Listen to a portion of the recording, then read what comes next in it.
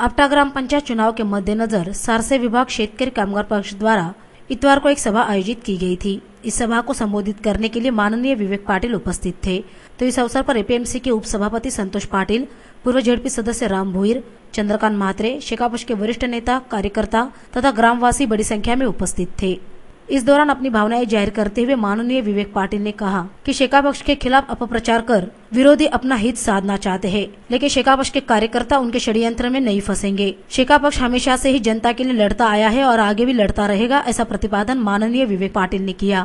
शेवटी येणारं प्रत्येक काम हे जिल्हा परिषद आणि पंचायत समितीच्या माध्यमातून होतं आणि ती जिल्हा परिषद आणि पंचायत समिती शेतकरी कामगार पक्षाच्या ताब्यात आहे, पण कामही शेका पक्षाकडून होणार आहे। आज आपला आमदार नसेल काय फरक पडणार आहे का? आज आपण आपटे गावासाठी एवढ्या मोठ्या पाण्याच्या योजना आणल्या, या विभागामध्ये आपण पाण्याची स्वतंत्र योजना आदिवासी विभागासाठी राबवली। या साऱ्या योजना राबवण्यामध्ये आपण निश्चितपणे एक नंबर मध्ये राहिलेले आहात आणि आता कोणीतरी येऊन जर इथं दिशाभूल करत असेल तर आमचा आदिवासी बांधव असला तरी खोट्या आश्वासना तुमच्या भुलणार नाही, ही गॅरंटी निश्चितपणे या ठिकाणी मला तुमच्याबद्दल 100% आहे। आणि म्हणून माझा मतदार आहे, या विभागातला राहणारा प्रत्येक माणूस माझा आहे। त्याला कोणी काय सांगितलं, कोणी खोटं भडकवण्याचा प्रयत्न केला तर तो एक वेळ तात्पुरता ऐकेल, पण मतपेटीत गेल्यानंतर मात्र मतदान केंद्रामध्ये शेका पक्षाशिवाय तो कोणाला मतदान देणार नाही, हा विश्वास मला या ठिकाणी निश्चितपणे। कारण गेली 34-35 वर्ष आम्ही झटलोय। आज कोणीतरी आमदार येतो, उगवतो तारे हरका आणि इथे येऊन सांगत असेल मी हे करीन ते करीन, मग आधी काय तुझे कोणी हात धरले होते? आधी कोणी नव्हते हात धरले एवढे वर्ष का? आता निवडणूक आल्यावरच का? तर या ठिकाणी काम आपण केलंय, आपण करतोय। इस दौरान शेकापक्ष के कार्यकर्ता चंद्रकांत म्हात्रे ने विपक्षियों की कड़ी शब्दों में आलोचना की। पक्षाचा आमदार सध्या तो माझ्या गावचा आहे आणि आमचे लाडके नेते विवेकानंद पाटील साहेब हे आमचे नेते आहेत। दोघांमधला फरक सांगतो तुम्हाला मी, कारण इलेक्शनला अशा या विभागामध्ये पूर्ण विभागामध्ये लोकांना एवढी आश्वासनं दिली की प्रत्येकाला नोकरी लावतो। आजच्या घडीला काय चाललंय तिथं? सकाळी गेला त्यांच्या ऑफिसला तर तो गायब होतो, ऑफिसला हजर राहत नाही आणि नोकऱ्या देव कुठून सांगतो की नोकऱ्या तुम्ही दाखवा कंपनीमध्ये असतील भरत्या तर मी येतो, आश्वासनं देतो आणि पळून जातो। नोकरीचा संदर्भ झाला।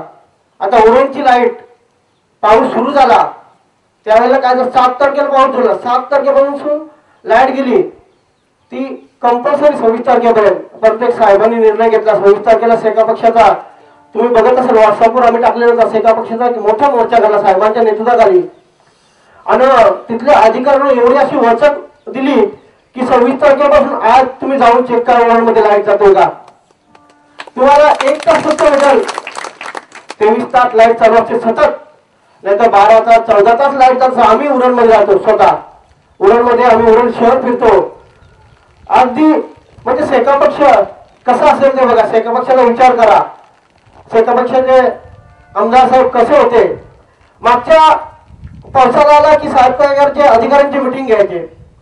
आम्ही प्रत्यक्ष टाउनशिप मध्ये जेएनपीटी मिटिंग असते अधिकाऱ्यांची, कुठे पूल तुटला असेल किंवा वायर तुटला अधिकाऱ्यांना खडसावायचे की हा काम झालाच पाहिजे।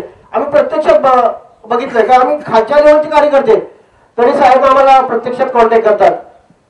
एवढा आमचा संपर्क आहे साहेबांशी, साहेबांचा एवढा चांगला संपर्क आहे। आणि दुसरी गोष्ट, लाईट गेल्यानंतर या आमदाराला शिवसेना शाखा प्रमुखांनी विचारलं की आपल्या भागामध्ये लाईट नाही, पूर्व भागामध्ये लाईट नाही, उरण शहराची लाईट गेली, काय करायचं? यांनी त्यांना कार्यकर्त्यांना उत्तर दिलं, व्हॉट्सअपवर चालते तिकडच्या, उत्तर दिलं की मी पोलावर चढू का? तो असा सांगितलं नाही की मोर्चा काढूया आपण, पोलावर चढू का? हे उत्तर नाही। साहेबांनी धडक मोर्चा काढून आज लाईट सुरळीत चालतो उरणमध्ये, तुम्ही प्रत्यक्षात जाऊन बघा साहेबांचं काय काम आहे ते।